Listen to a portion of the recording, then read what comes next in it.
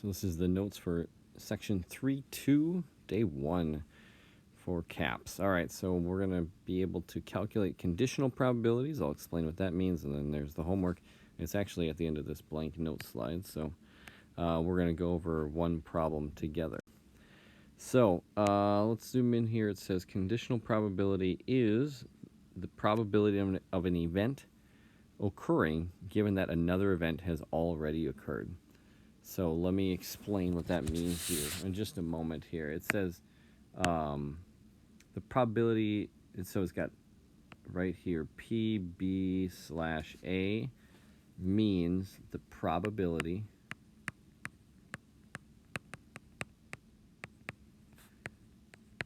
of event B given that A happened. So given that is, let me get rid of this thing, is this line right here that I highlighted in red. So it says probability of B given that A. And let me explain what that means here with this example. It says researchers examined a child's IQ in the presence of a specific gene in the child. The table at the right shows the results of their research. So it says find the probability that the child does not have the gene. Well, we're looking at gene not present. That would be this column, and that means there were 30 children that did not have the gene. And so it says find the probability. That means we're going to take the total number that did not have the gene and divide it by the total number of children in the study. So that'd be 30 over 102, whatever that is. You could type that in your calculator and get that as a decimal.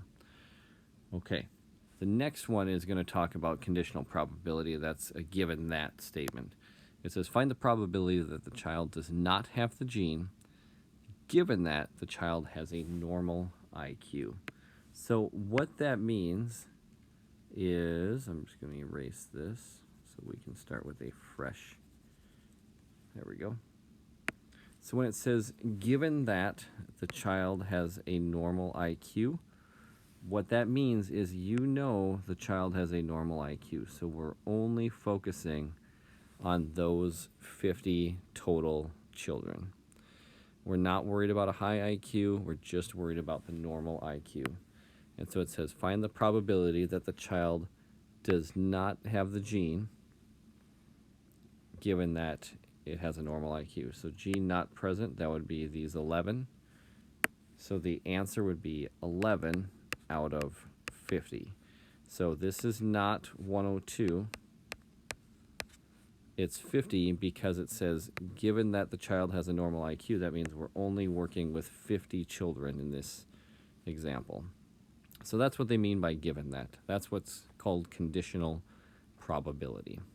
So when it says given that, it means you're only focusing on that group and then how many are present in that group with these specifications. Okay, another thing we're going to look at in this unit is independent versus dependent events. So events that are blank if the occurrence, or excuse me, events are blank if the occurrence of one of the events does not affect the probability of the occurrence of the other event. So an example, this is considered, let me first give the answer, this is independent.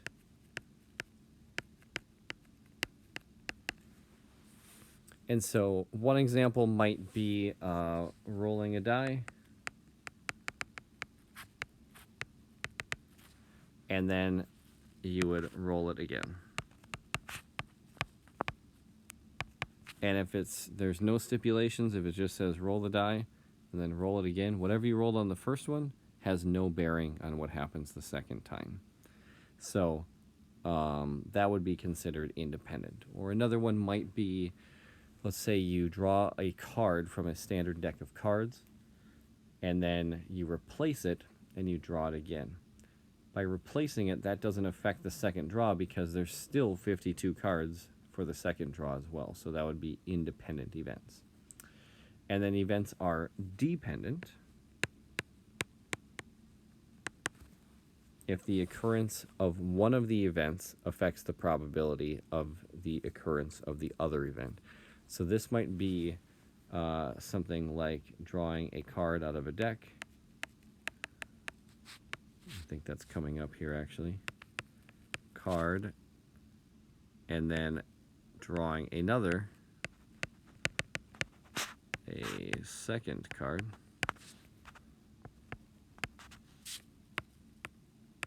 Without replacement.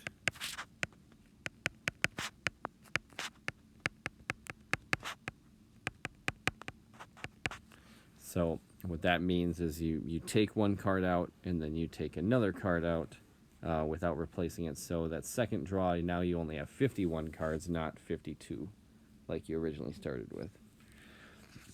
So let's look at some examples. Of course, I should have read example 1, but whatever, that's kind of what we're talking about here.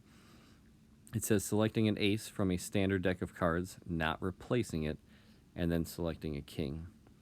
So the probability of selecting an ace would be 4 out of 52, and then if you don't replace it, selecting a king, now you'd have a 4 out of 51 chance. So that would be considered dependent. The second event, which would be selecting a king, is affected by the first event because now there are less cards in the deck. 2, selecting an ace from a standard deck of cards, replacing it. So not replacing it was the key part, number 1. We're replacing it, number 2. So that means this is considered independent. And then smoking a pack of cigarettes a day and developing emphysema. So emphysema is a lung condition. Typically, it happens from people smoking too much. And so this would be a dependent situation. Getting emphysema usually is dependent on the fact that you smoked cigarettes on a regular basis. So that would be considered dependent. One is affected by the other. And then a couple quick notes here, and then we're going to go over one homework problem just to make sure we're all on the same page. It says if the probability of an event is 1, then the event is certain to occur. That means it will happen.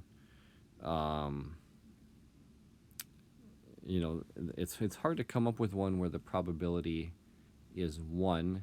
But one example might be if you roll a normal die that has 1 through 6.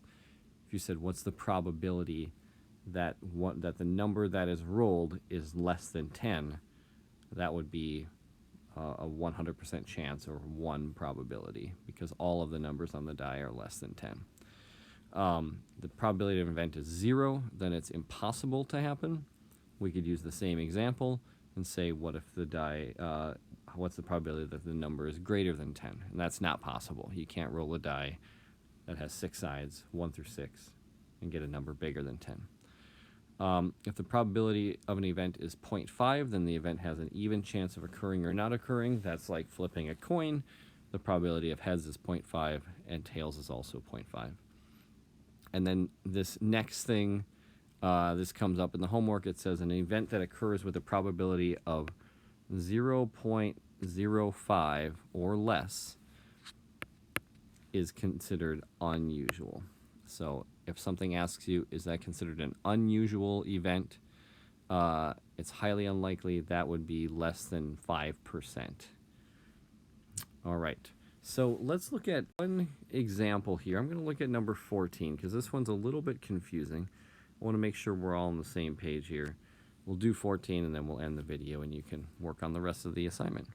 So 14 talks about pickup trucks. It says in a survey, 510 adults were asked if they drive a pickup.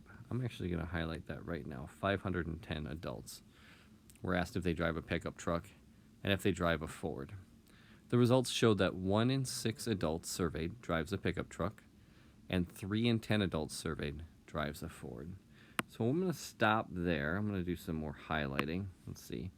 It says 1 in 6 adults surveyed drives a pickup truck, and then it says 3 in 10 adults surveyed drives a Ford.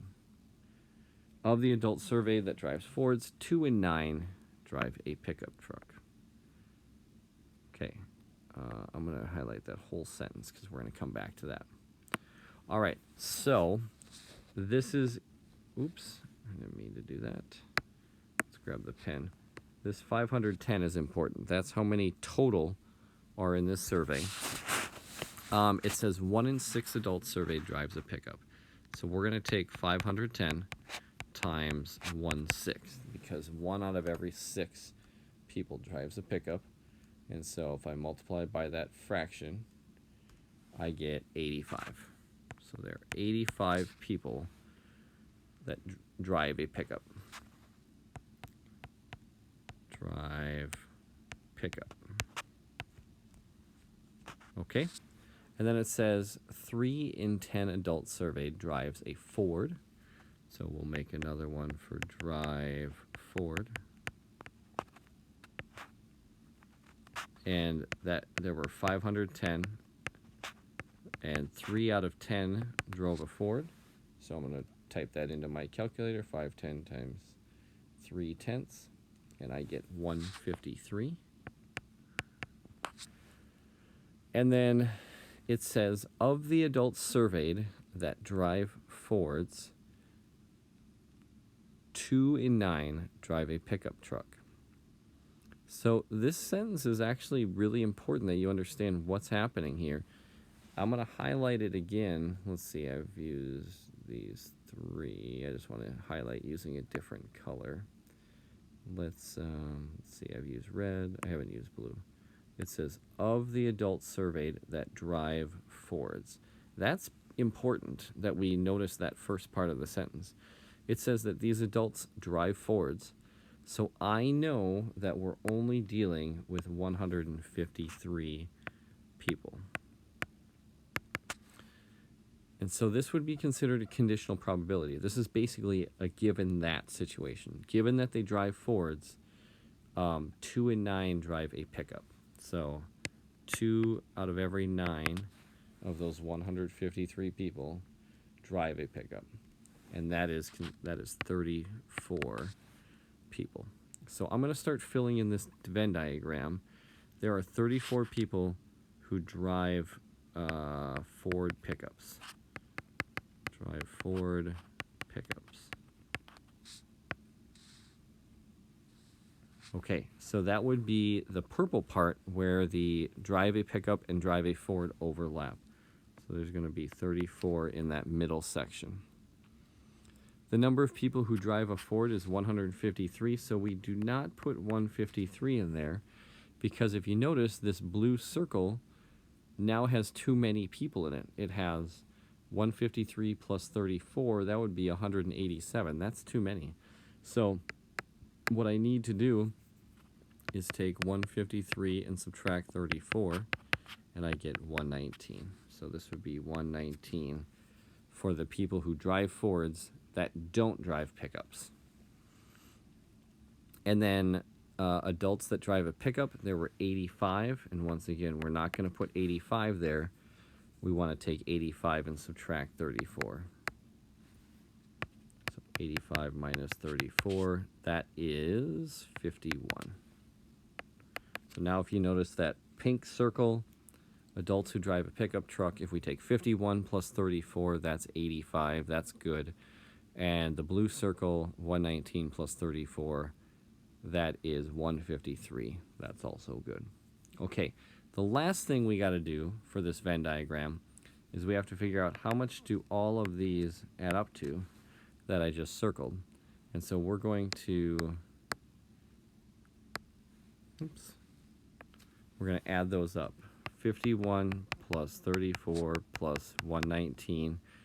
Well, I know that this is 153, so I'm going to add 51 to that. That's 204. But remember, they told us that 510 adults were in this survey, so that means that 204 drove either a pickup or a Ford, but there was 306 that didn't drive either. And I got 306 because I just did 510 minus 204, and that's 306. So there's going to be a 306 in that tan area, and that just is adults that don't drive a pickup and don't drive a Ford.